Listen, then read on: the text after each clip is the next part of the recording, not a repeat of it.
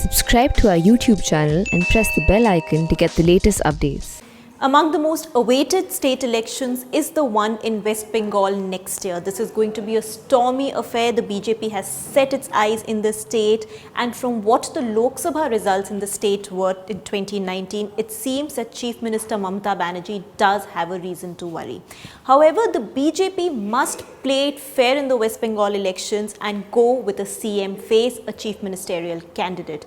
Well, the party has made it a habit to fight state elections centered entirely around Modi, at least in states where it is trying to establish its presence, which are newer territories. So whether it was Tripura, where the BJP managed to oust the left rule, or whether it was Uttar Pradesh, where it stormed to power, the BJP fought the election entirely in Modi's name. And then what ended up happening? Well, the voter was expecting the kind of vikas, the kind of sushasan that Modi claims to give, that Modi promises, but was handed over duds, at least in terms of administrative and governance experiences, like Yogi Adityanath, like Biplab.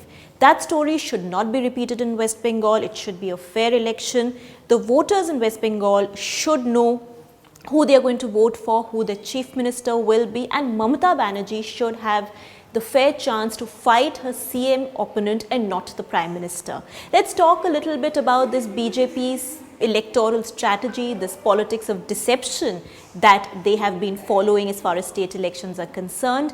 Rewind a little bit, go back to the 2017 UP elections. I traveled extensively across the state, and what I found was that every voter who wanted to vote for the BJP was voting in Modi's name. In fact, so many of the voters did not even know who the immediate candidate was. This story was repeated in Tripura. The elections were entirely around Modi. The face of the election was Modi. And in both the states, the BJP came to power with an overwhelming majority, leaving their rivals far, far behind. Yogi Adityanath was a surprising choice, was an unexpected choice, as was Biplab. Now, what if the election had been Yogi Adityanath versus Akhilesh Yadav, or Biplab versus Manik Sarkar instead of Modi versus the incumbent chief ministers? Would the results have been any different? It's difficult to say that because the BJP puts in a lot else in the election besides just Modi, but yes, it is hugely possible that the results would have looked a little different. The BJP would not have got the kind of numbers it did manage to get in these states. In that sense, was it fair to voters that they were handed over these inexperienced political leaders instead of the kind of governance that Modi promises? Assam actually was slightly different because the BJP did announce its chief ministerial candidate in Sarbananda Sonowal before the elections itself. However, there is little denying that again the election was centered entirely around Modi, and Sarbananda Sonowal has turned out to be every bit the greenhorn as far as administration is concerned. In fact, BJP is managing to avoid embarrassments in Assam only because it has a Himanta Biswa Sarma who is a known politician, administrator, who has a grip over governance affairs.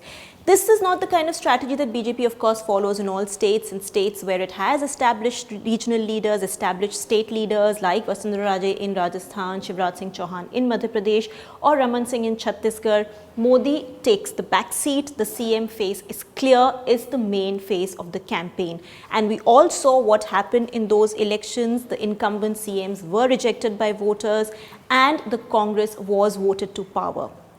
So in that sense, can the West Bengal election be any different?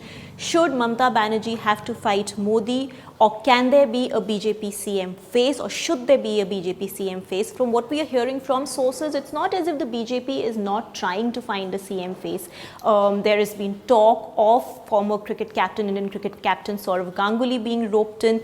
The BJP perhaps wants to make it a Dada versus Didi battle, but things at this end look extremely fuzzy.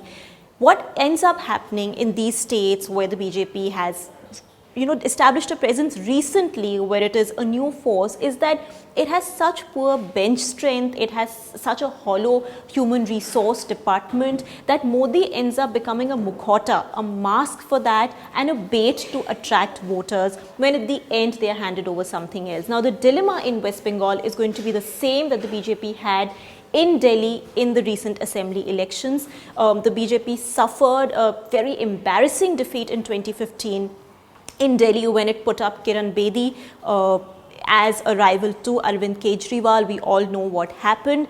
That election was fought with Kiran Bedi as the main force, and the BJP really received a drubbing. So the dilemma for the BJP in some of these states is where it does not have an established state leader, is whether to experiment with a new name which can go either way, and which an experienced politician or even a popular politician like Arvind Kejriwal can manage to counter, or should it go with the tried and tested Modi card, which it has been doing. Now, let me explain that, and let me also clarify that it's not as if national parties or no other national parties use their national leaders extensively in elections. Of course they do. The Congress has always used the Gandhis, but what happens there is that the leaders are used, their faces are plastered across hoardings, in posters, they give campaign speeches.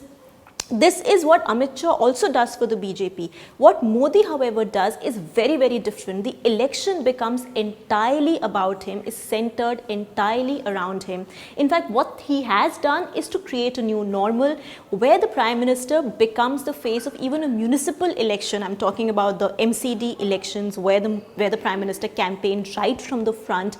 And this new normal then creates this illusion in front of voters that they are voting for the PM, that they are voting for Narendra Modi, when in reality they really don't know who they are voting for and who they will end up getting. Well, they say a known devil is better than an unknown angel, but a battle is always more fair if it's between two known devils, or let's say two known angels, and that is exactly what the BJP should do in West Bengal: provide a level playing field to Mamata Banerjee and ensure the voter knows who he or she is voting for. For more, log on to our website, ThePrint.in, to read my column, Politics.